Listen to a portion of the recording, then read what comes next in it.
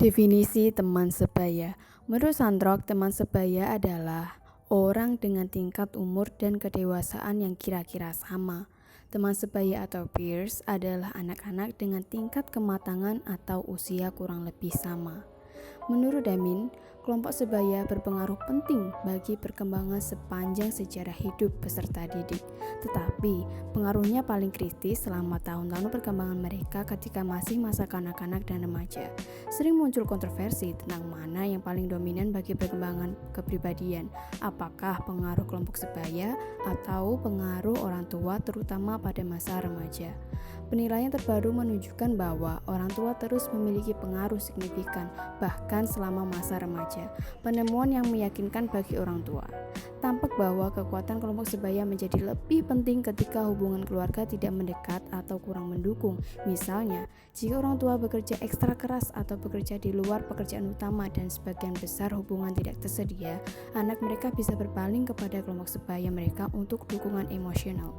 Hal ini juga terjadi ketika konflik antara orang tua dan anak-anak pada usia remaja atau pada saat usia perkembangan anak menjadi begitu hebat sehingga tidak anak merasa menjauh dan mencari kedekatan dengan orang lain atau teman sebaya di tempat lain.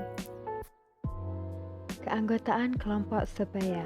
Menurut Damin, meskipun terdapat keuntungan signifikan dalam keragaman item dengan teman sebaya, kuat kecenderungan bahwa anak-anak kurang menerima mereka yang berbeda dari diri mereka sendiri. Perbedaan tersebut dapat disebabkan karena faktor-faktor fisik, status sosial, atau motivasi akademik. Standar-standar kaku dapat menciptakan suasana pengecualian bagi beberapa anak-anak remaja yang mendorong mereka ke arah penerimaan rekan dari jenis apapun. Kelompok sebaya menawarkan kepada anak-anak dan orang dewasa sama kesempatan untuk mengembangkan berbagai keterampilan sosial seperti kepemimpinan, berbagi atau kerja sama tim, dan empati. Kelompok sebaya juga menawarkan kesempatan untuk anak, walaupun mereka kurang struktur.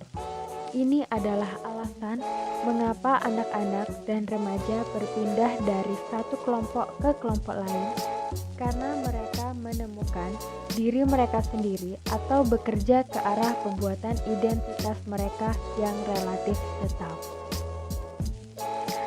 Agresi dalam kelompok sebaya.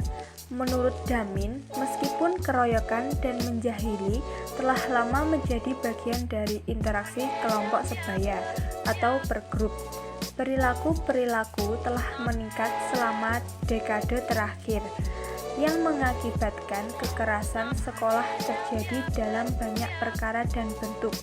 Sebagian anak-anak remaja, mereka merasa bahwa kelompok sepermain mempunyai kesempatan yang sama seperti anak-anak dan orang dewasa pada umumnya untuk mengembangkan berbagai keterampilan sosial seperti kepemimpinan, berbagi atau kerja sama tim, dan empati.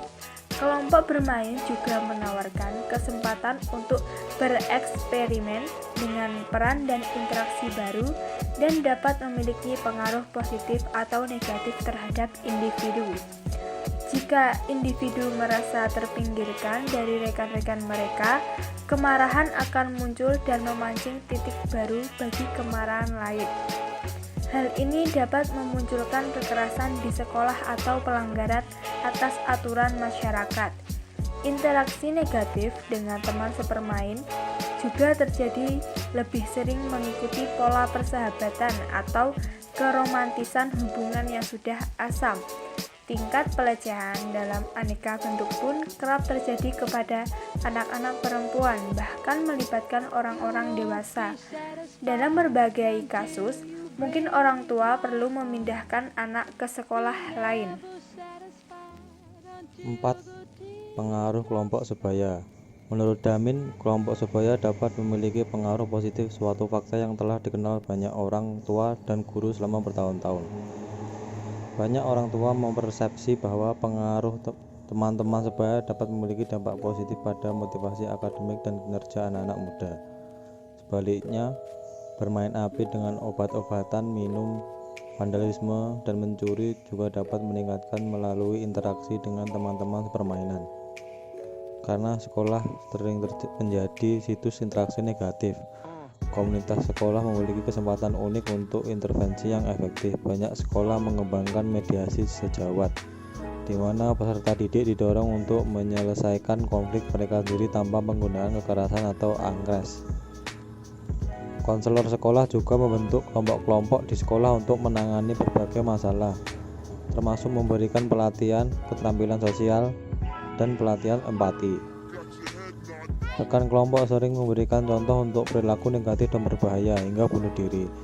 Ketika seorang remaja menyadari bahwa seseorang yang dia tahu telah mencoba atau telah melakukan bunuh diri, bukan tidak mungkin remaja dapat melihat bunuh diri sebagai pilihan yang layak untuk dirinya sendiri juga.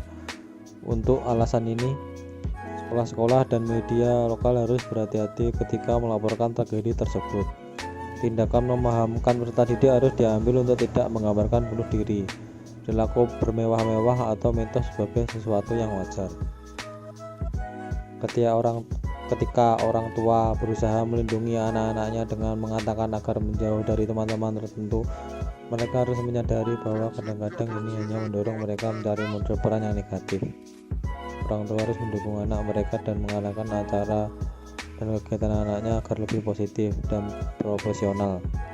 Seorang teman dewasa yang terpercaya seperti pemimpin pramuka atau pelatih yang dihormati mungkin merupakan bagian yang penting direkomendasikan untuk menjadi sahabat sebagai bagian dari upaya pengalihan perhatian dari agenda kegiatan negatif dan etis sosial.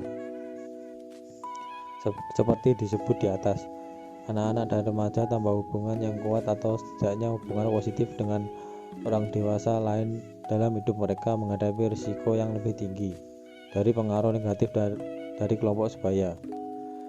Jika anak atau remaja belum mampu membentuk ikatan dengan kelompok sebaya yang positif, maka sebagian besar kemungkinan mereka akan dianggap sebagai jauh dan berbeda dari rekan-rekan mereka, membuat mereka merasa lebih seperti orang luar. Turunkan standar penerimaan persyaratan kelompok permainan yang positif sehingga memudahkan orang untuk bergabung. Sayangnya banyak kelompok permainan sering terlibat dalam kegiatan yang destruktif dan antisosial. Keterampilan bersahabat. Menurut Damin, kemampuan menjalin persahabatan merupakan hal yang penting dalam perkembangan jiwa peserta didik. Ada kalanya peserta didik menonjol dalam studi, namun terlambat dalam perkembangan pergaulan. Menurut Zikrubin dalam Damin, keterampilan bersahabat umumnya melewati 4 tahap penting yang saling bertumpang tindih. Yang pertama, tahap egosentris. Tahap ini dilalui oleh anak sekitar 3 hingga 7 tahun. Anak mendefinisikan sahabat sebagai orang yang tinggal dekat dengan dia atau orang yang mampu memenuhi kebutuhannya. Bila anak yang ditanya siapa sahabat yang paling baik buat dia, umumnya mereka menunjukkan pada orang yang mampu memenuhi kebutuhannya. Yang kedua, tahap pemenuhan kebutuhan. Tahap ini dimulai antara usia 4-9 tahun. Pada tahap ini, anak mulai tertarik dengan pribadi anak-anak lainnya. Sahabat buat mereka adalah orangnya, bukan mainan atau tinggalnya. Anak mulai bisa membedakan bahwa ibu bukanlah teman satu-satunya buat mereka. Adik bukanlah sahabatnya karena ia tinggal serumah. Anak mempunyai kebutuhan bergaul dengan orang lain. Anak perlu orang lain selain keluarganya sendiri. Pada tahap ini, orang tua perlu mendorong dan menolong anak untuk mengembangkan kemampuannya dalam bersahabat. Mengundang anak lain untuk datang dan bermain di rumah merupakan cara yang sehat pada tahap ini. Yang ketiga, tahap balas jasa. Anak usia 6-12 tahun biasanya mulai memasuki tahap ini. Sewaktu liburan ke Jakarta, sangat mungkin anak mulai sibuk mencari kado untuk teman-temannya. Pada usia ini, anak mulai mengerti apa artinya nilai tukar-menukar dan rasa keadilan. Sahabat memberi dan dia juga merasa perlu memberi balik yang sepadan dengan pemberiannya. Dengan demikian, anak belajar menilai makna tukar-menukar keadilan. Dan yang keempat, tahap intim. Usia 9-12 tahun dominan dengan persahabatan yang intim. Pusat perhatian dalam persahabatan berubah dari hal-hal yang nampak menjadi lebih psikologis dan emosional. Kesediaan untuk berbagi emosi, masalah, dan konflik merupakan keterampilan yang amat penting dalam tahap ini. Anak tidak saja belajar menukar kado, tetapi ingin melihat sahabatnya berbahagia. Pada tahap ini, telepon rumah biasanya menjadi rebutan dengan orang tuanya. Berjam-jam mereka saling menumpahkan perasaannya. Pakar psikologis berpendapat bahwa tahap ini merupakan fondasi yang penting untuk semua hubungan akrab di masa yang akan datang. Tahap ini hanya bisa dilalui bila anak melewati tahap-tahap sebelumnya. Kemampuan menyampaikan perasaan dan informasi dan kepada siapa mereka dapat menyampaikannya tampaknya menjadi faktor penting dalam membangun keluarga yang sehat. Status, kekayaan, dan ketenaran tampaknya tidak cukup untuk membangun suatu keluarga atau persahabatan yang bahagia.